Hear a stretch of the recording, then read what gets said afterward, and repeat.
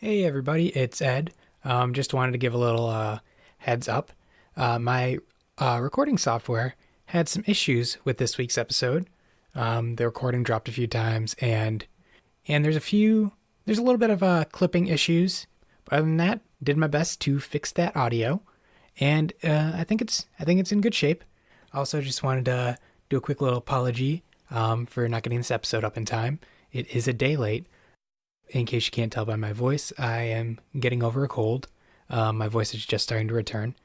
And editing while you're sick, not very fun. But we got a good episode ahead for you, so enjoy.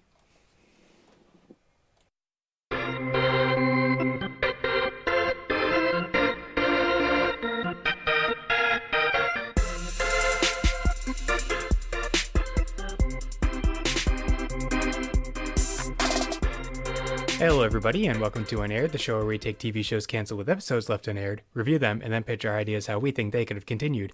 I'm Ed, and with me today, very special guest from the Maximum Fun podcast Go Fact Yourself, it's Keith Van Straaten. It's me. So you picked a show for us to watch this week called Love Monkey. That's right. So an interesting thing about this show is, so it aired from January 17th to February 7th on CBS. Then it was canceled.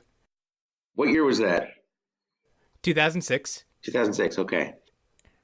And then VH1 picked up the rest of the episodes to air them. And if I'm not mistaken, was 2006 when you were on VH1? Oh, I guess it might have been. Yeah, I did a few episodes of Best Week Ever on VH1. Yeah, so I was on its sister show, apparently. I didn't realize we were all in the VH1 Viacom family. Yeah, you're like a stepbrother to this show, almost. I'm honored.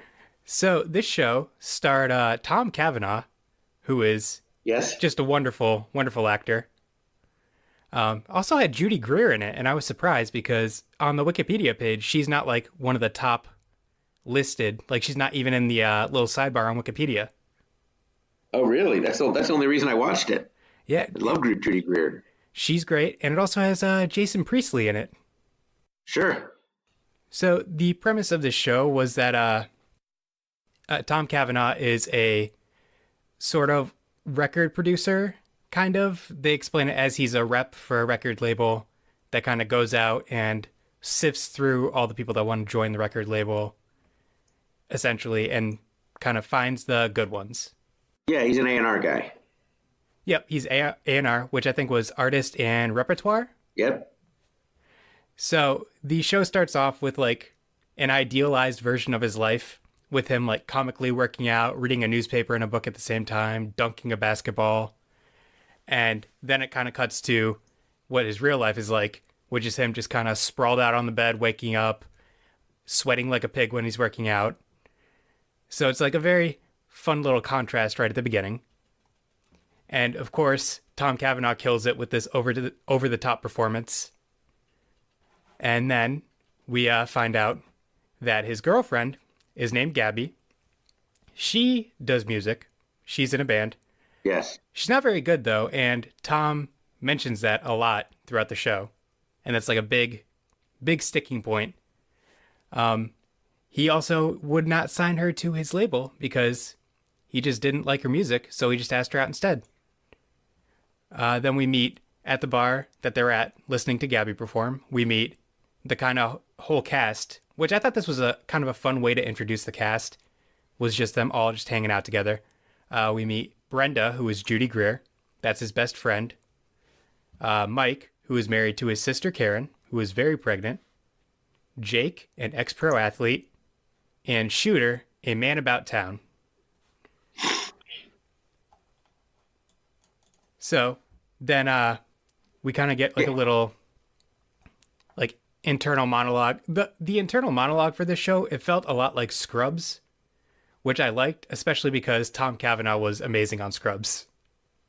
I didn't realize he was on that. For the first few minutes, I thought it actually was, what's his name, Zach Braff. Like, they've got kind of a similar vibe.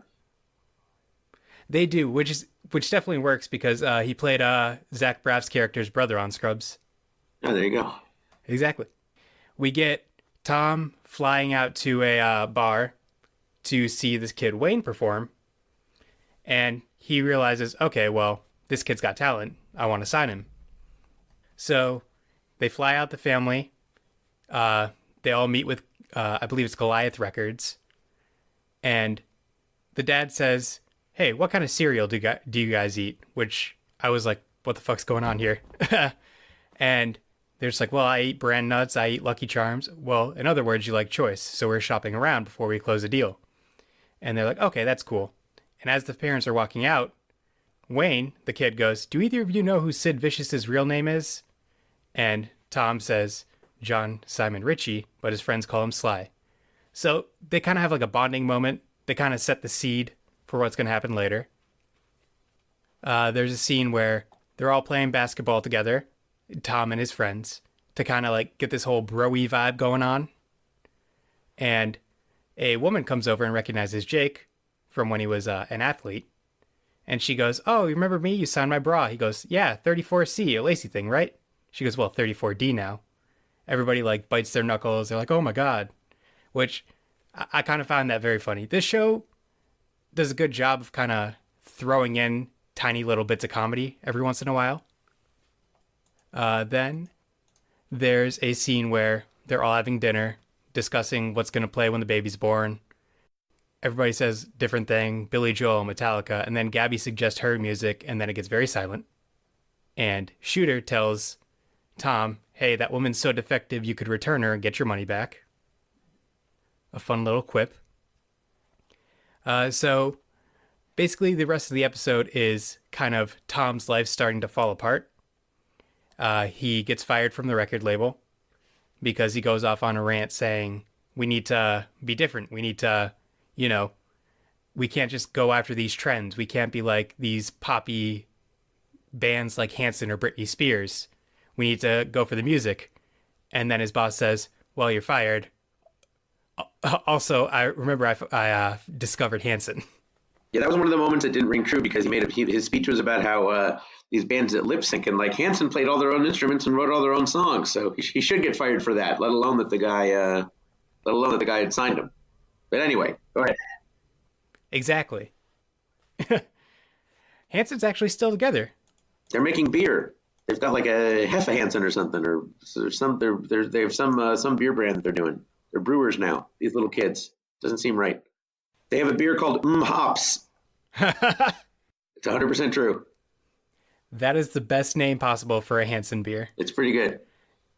In my mind, they're still like this small, like little kid band. So like, I just picture like these little kids like with their guitars just pouring hops into a brewery or something. Sure. So we get to the baby shower for Karen. Gabby shows up and is pissed because Tom got his sister the Essential Bob Dylan CD for the baby. Yeah, that really dates the show. People were still giving CDs. And the fact that it was Bob Dylan and it's like the Essential Bob Dylan. This is like when they kind of threw it all together. And then he goes off about like, "Oh, wait, should I got the greatest hits?" And he gets dumped. And that's when we get the whole thing where she says, you hate my music. I don't know why you're still dating me. Like, we have nothing in common. And he says, "Oh, I don't hate your music." And then we get the cutaway to him going like, "Oh, I hate this music. This music's terrible." All that fun stuff. Tom and his friends go to a bar and he tries to hit on a woman. And he goes off on this whole tangent about how he ended a 5-month relationship an hour ago. "Oh, you'd like her." And he's just failing miserably.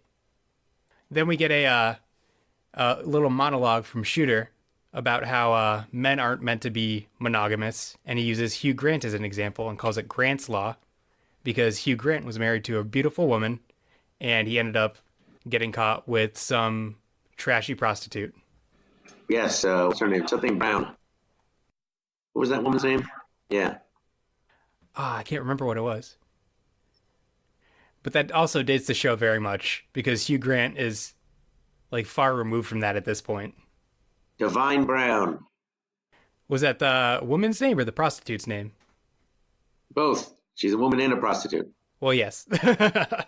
No, he was married to Elizabeth Hurley, who was, gorgeous. Oh, okay, yep. She's still gorgeous. That's the point they were making, was that, you could be married to the most beautiful woman in the world and you still want to, pick up a street walking sex worker.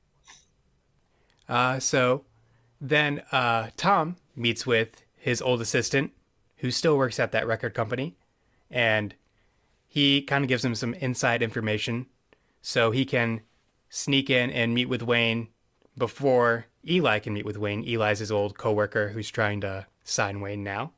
And he brings him to all these fun spots through New York to kind of like show him, oh, this is where all this rock history happened. And it ends at CBGB, where they play guitar, they bond over heartbreak. Yeah. Unfortunately, that also dates the show because CBGB isn't there anymore. It was so sad. Yeah, this show, it's weird because 2006 doesn't seem that long ago. But like, exactly. So much has changed. Nobody's on their cell phones at any point. Like you're going to music shows and people aren't taking selfies or, recording the acts. yeah, There's no talk about social media when they're talking about marketing or anything. It was a heady time, 2006. yeah, he still had a home phone.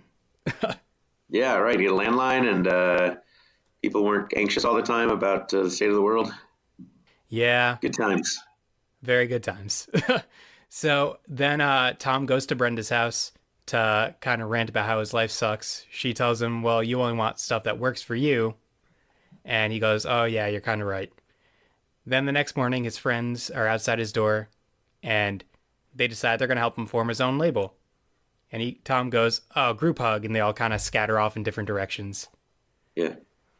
Then he runs into, he goes to Wayne's show where all these record labels are kind of convening before Wayne can make his decision. And he sees a rival record label owner named Jeff that Eli is sleeping with his girlfriend. Tom tells him, and basically then Wayne just kind of performs. Tom realizes, you know what, I'm not right for this. This kid needs a real established label. He's actually good. So he goes out and, everybody's kind of shown doing their thing. Everybody goes home. And then we see Jeff. Well, he tells the parents that, though. That was the cool thing. He tells the parents that they shouldn't sign with him, that he doesn't have what I don't have what he needs right now or something, like maybe in a couple of years. So I think that's supposed to be like a show of maturity or character on his part. He saved the cat. Yeah, a good moment of character growth for him. So then we get him going outside. Brenda, I keep wanting to say Judy because her name's Judy Greer, but Brenda is talking to him saying like, oh, you let him go, didn't you? Well, you did good. That was the right thing to do. And we see like this montage of all the friends going home.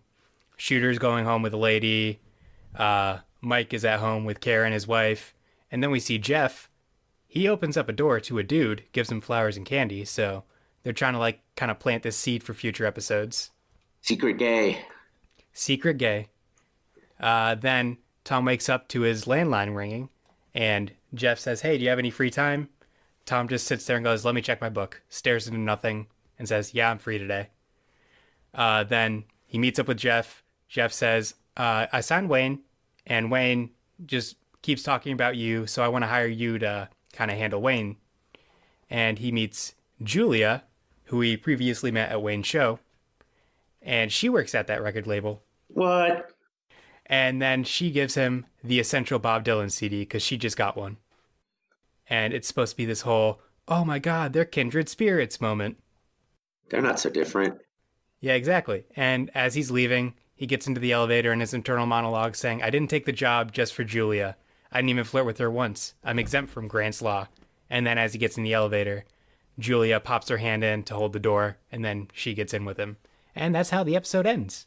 Metaphor. Exactly. It's a lot of foreshadowing. And honestly, I very much enjoyed this show. I don't know. I know it's ratings that kind of led to its demise, but Yeah. Well, it seemed very expensive because they had a lot of you have to get original. You got to get a bunch of original songs in it, and then I guess they play some classic songs too. And yeah, I don't see this being like. So let me back up. The reason I picked this show, you sent me a list of a whole bunch of shows, and there were a lot of them that like I'm into like goofy, terrible television, so there were a lot that I was curious to do, but then a lot of them had already been picked before. But when I saw Love Monkey on it, I was curious to see it because I remember really liking the show, and I was curious kind of if it held up or how I would feel, 12 years later. And I still really liked it. And there was a lot of stuff I'd forgotten. Like I forgot that like that a friend of mine is in it. This pal of mine plays the pregnant wife, and I totally forgot Jason Priestley and Lawrence Tate were in it. But I remember, I definitely remember Judy Greer because I was a huge fan. I remember just thinking like, well, the most unrealistic part of the show is that he doesn't become lovers with Judy Greer because she's amazing and perfect for him and all that, and But yeah, I still really liked it a lot. There were still some things that were kind of outdated, and then you kind of noticed a lot of, it's sort of weird that like these guys are always all of his friends are always free to meet with him, and hang out at his door, and everybody in New York has an apartment that has a stoop, so stuff like that like doesn't quite ring true, and and again it is a pilot, so there's still there's some stuff that'll probably get figured out. But I really liked the characters, and I really liked the writing, and I liked the kind of dramedy aspect of it. And at the same time, I was like, oh, this wouldn't last on network television. I think maybe if Netflix had been around or, Amazon Prime or something at the time, or if they could have done it like VH1, I thought actually was a good home for it. But I think that I think that was just to burn off the episodes they made. I don't think they made new episodes for VH1. But yeah, I still liked it. And, even with the flaws of it sort of being a pilot, you figure like, oh yeah, I can see why this got picked up, and there's enough there. So it was quite enjoyable, even if it was sort of outdated. It'd be curious to see sort of a modern. I wonder if it would work as a contemporary version, just because the music industry has changed so much. Even though it's about how the music industry is changing at the time, so much of it, there was nothing about like going viral or getting something on Spotify or any of the things that we kind of think of new ways to break music. Or even like them like trying to sign some like new YouTube artist or something. Exactly. Yeah. Like the fact that it was all just sort of based on, people being able to perform live is already sadly probably pretty outdated. And, sort of the vision of New York is kind of whitewashed. And, I think there's only like one black character on the show and no other minorities or anything. So, that kind of stuff would probably get called out more today. But it was fun, and I think I was trying to remember. I don't remember if I followed it when it went to VH1 because I don't even know if I had a DVR at the time. So it's like I probably had to watch it when it was on. So I don't know if I saw every episode of it at the time, but it's still pretty entertaining. You could argue that this guy was kind of annoying, or that who cares about this white kid having romantic problems and whatnot. But I think I still think it's fun. It is, and it's definitely held together by the actors, I think. The writing is very good, but I think the acting is where this show shines. Yeah, absolutely. What's really interesting is, like, looking back at, like, television ratings back then, because this show was pulled because its third episode only got 6.3 million viewers, which is insane now because, like, that's more than some sitcoms on NBC get. Like, wow. It's just crazy to see how much has changed just in the music landscape, television landscape since this show was on. Yeah. I think also on TV, I think if it were on today, it would be a half hour instead of an hour show. I feel like it was a lot to fill in an hour. And also like, I don't know how many, if any sort of single camera comedies, half hour comedies were around back then, but now that's much more of a trend. So I think they would do this more of a, they would do this as a half hour, single camera thing, and maybe emphasize the comedy more or whatnot, and the guest stars. Although I don't know, there's still stuff like Crazy Ex-Girlfriend that's on, so who knows? That's true. It's in its last season, which is a little unfortunate. It is. That was their design. I think I read some article that that was exactly how many seasons she wanted, but maybe people just say that once they get canceled. Right. It's kind of like I got rejected by you, but I didn't want to date you anyways type thing. Yeah, you can't fire me. I quit. Exactly. Yeah. We're going to take a quick little break, and we will be right back. Hey, I'm Joe Conley. And I'm Vanessa Frank. We make a show called Spoilers Digest, where we predict the plots of your favorite movies that we haven't seen. Then we watch the movies and digest it to see what we got right and what we got wrong. So come laugh with us every Wednesday and see how we do. Catch us at spoilersdigest.com or wherever you get your podcasts.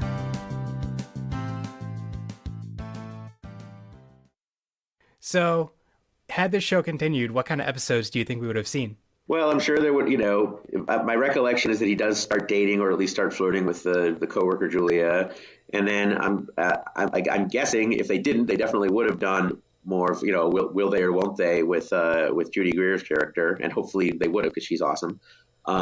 Right. And I think I was reading through the IMDb because I was trying to remember who some of these actors were, and I saw a lot of music stars playing themselves. So I'm guessing that's something that they did, and if they that's something that I would have guessed as well that they would have done is they would have, brought in people from the Viacom family to make cameos. If he's actually in the music business, he'd run into other people who are famous musicians.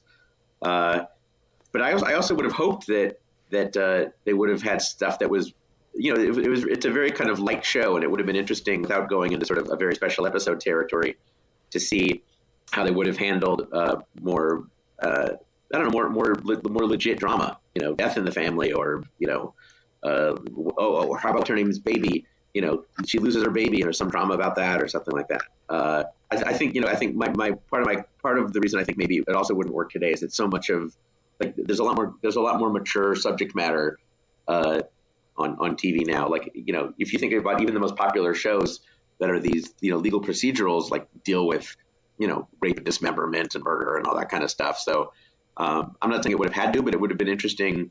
I think it would have given the show some more gravitas and reality to again, if you're assuming you're staying at that long format, to put a little more drama in the dramedy.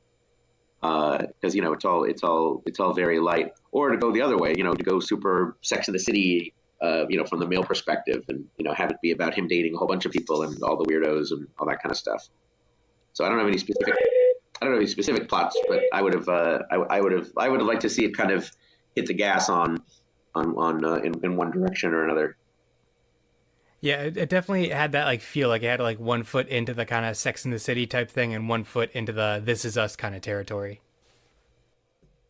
Yeah, I don't know if to necessarily choose, but I felt like I'm happy to mix comedy and drama, but I felt like it wasn't quite dramatic enough and wasn't quite funny enough. So I would say sort of step on the gas on both of those fronts, and have shows like I would have liked to see it. I would like to see this take more chances. I guess it's not a terribly risky show, other than the idea of you're following kind of one main character for an hour and he doesn't have a lot at stake. It seems like a lot of these whatever crises have to be kind of manufactured. It doesn't seem to be lending itself. It's not like a show about cops where there's always going to be some natural conflict that's going to happen, or about doctors where the stakes are always going to be to save lives. It's pretty low stakes, which can be pleasant. It could be but those shows tend to be more for older people. You think of shows like sort of classic CBS shows where it's more lighthearted drama, on a Saturday night for retirees. And it'd be kind of neat to find a way to, I think for younger people, you got to find a way to make it a little more dramatic. Yeah. Raise the stakes. That'd be my network note. Raise the stakes. Raise the stakes. Put the characters in more peril. I mean, because he was in peril for maybe 10 minutes, or about 5 minutes. He didn't have a girlfriend and a job, and then he does. Exactly. I would like to see what it's like to really struggle. And also I would definitely say change the title. I mean, it's memorable, but I think they tried to force in the whole thing of you got to go from a different branch and whatnot. Nah, I wasn't buying any of that. Yeah, no, there was a moment where Judy Greer says oh, you're going to be a lonely monkey if you keep swinging from branch to branch or something like that. Yeah, I felt the love monkey was a little forced. Yeah, I definitely agree that a different name would benefit it. It's memorable. I remember Love Monkey. There's a lot of shows that I used to watch and don't remember the names of, and I remember this one. That's true. It does stick in your head. I do feel like if they had kind of gone the direction of him trying to start his own record label, that would definitely introduce a lot more conflict. Yeah. I mean, to be fair, this was the pilot, so they have a lot of stuff to set up. If we watched episode 2 as well, maybe we would have seen sort of what the day-to-day conflicts were, and Mad Men was mostly focused around an office, and that had plenty of conflict and drama and stuff like that. But from what I saw so far, it just wasn't, there wasn't a lot to sort of sink your teeth into, other than, well, these are pleasant people in pleasant situations with pleasant music. Right, exactly. And everyone's nice looking. They're nice. They're all nice to look at. A lot of pretty ladies, and I assume that I hear Jason Priestley is good looking, and people seem to enjoy this Tom Kavanaugh fellow. So Yeah. I would just say very very pleasant. I would like it to be a little less pleasant. That'd be a strange note to get. Yeah, make it less good. Less, yes. Make the characters less likable. Yeah, this is why I'm not a TV. This is the only reason I'm not a television executive. Well, I mean, to be fair, that's how Seinfeld is. Seinfeld and Always Sunny. Yeah. Right. That's true. Yeah, I could use more. Yeah, I could use that kind of bite. So I feel like there could have been, like you mentioned, like a lot of musical artists playing themselves. Sure. I feel like there could have been a lot of good play with that. Like maybe like a Christmas episode, because this episode is going to air around Christmas time. So I feel like a Christmas episode pitch would be kind of good. So maybe he's competing with Michael Bublé to have Wayne sing at the Rockefeller Plaza Christmas lighting ceremony or something like that. Sure. And then maybe like a snag in it could be like Wayne's like, well, I'm Jewish, right? Sure. And then maybe just at the end, Bublé and him kind of perform together. Because it's Christmas. Exactly. Sure. And, I feel like that would just been like kind of the vibe of the show. Like a lot of musical guests, a lot of kind of dramedy.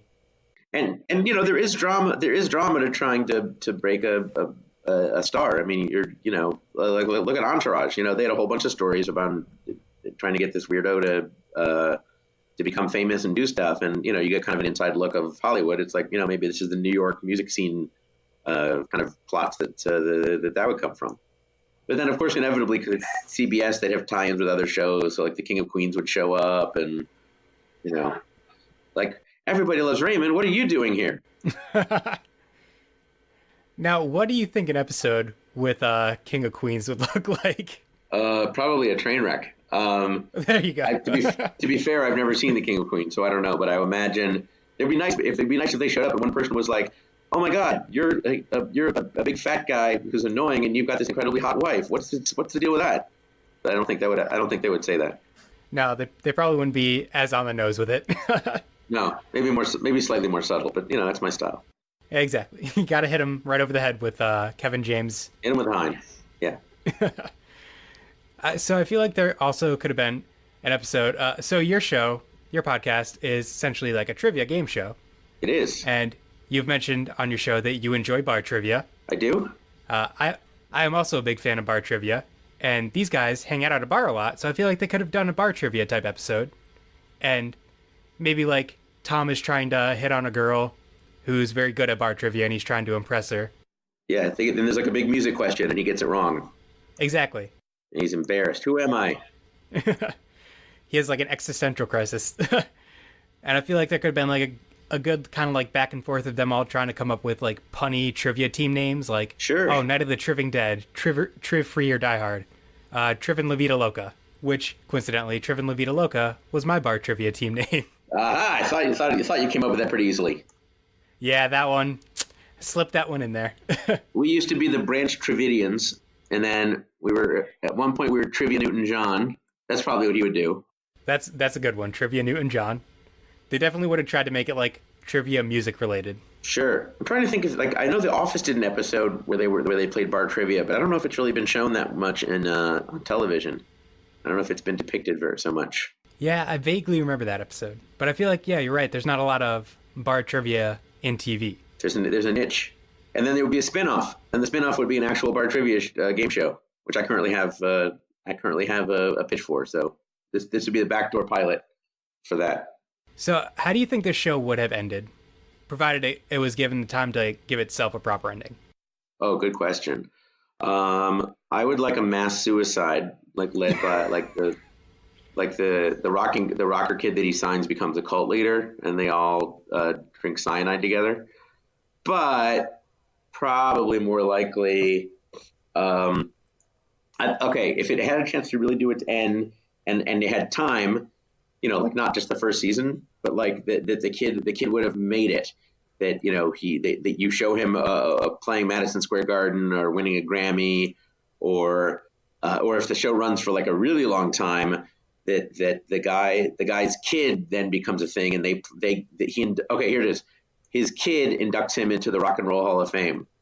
There we go. And so The ending is he gets inducted in the Rock and Roll Hall of Fame, and then but he gets inducted by his kid, but also by the ghost of Elvis, or Bruce Springsteen or something like that. Like some big time person says, this guy was an influence on me, and I'm so lucky that I got to make a duet with him. Like, okay, Springsteen says, man, my career was dead until I recorded a duet with this guy, something like that. And then the kid makes his speech and says, I wouldn't be here if it weren't for Mr. Love Monkey, Agent. And it's a shame that he got abducted by those aliens in the previous episode. And then Judy Greer, his widow, cries, and then the whole thing is blown up by terrorists. So I feel like going off of your Ghost of Elvis comes in. I feel like at the very end, the Ghost of Elvis shows up. Yeah.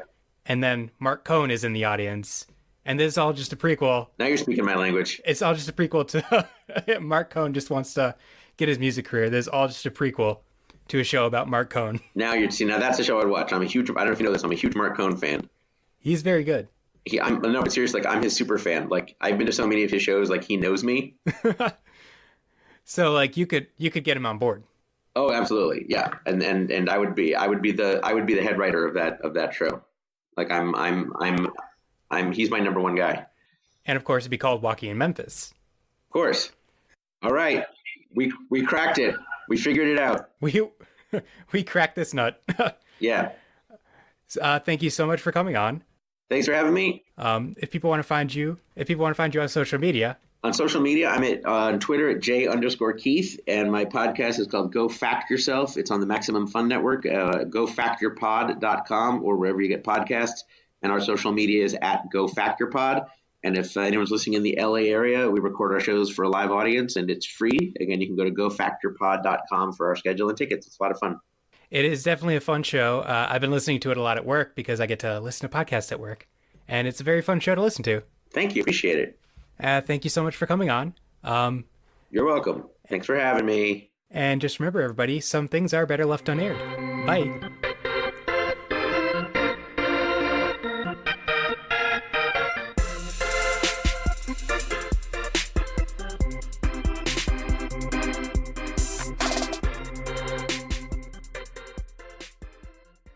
Hey Mike, what are you doing? I was just thinking about this idea for a Hook sequel with way more alcoholism and PTSD. Hey, what if we made a sequel to Space Jam, where instead of Michael Jordan playing basketball, they play Quidditch and it's with Daniel Radcliffe? What about a Bug's Life 2, but it's a heist? Or a sequel to Good Burger, where Kel is an heir to an inheritance, and he has a long-lost twin who is also played by Kel Mitchell. Also, Groundhog's Day, what if... Hold on, Madison. Why don't we put these pitches for movies that never got sequels or prequels on our podcast, The Equalizers? Oh, you mean the one we release every Monday on iTunes, Google Play, Stitcher, and all other places podcasts are found? Yeah, that one. Ooh, and maybe sometimes we have some of our writer friends on as well to hear their wild ideas for sequels or prequels. Okay, but can you promise me no sequels with body horror, communist themes, or talk about John C. Reilly's penis? I can't, and I won't. Great. Well, my Monday morning just got pretty fucking weird. All of ours have, Madison.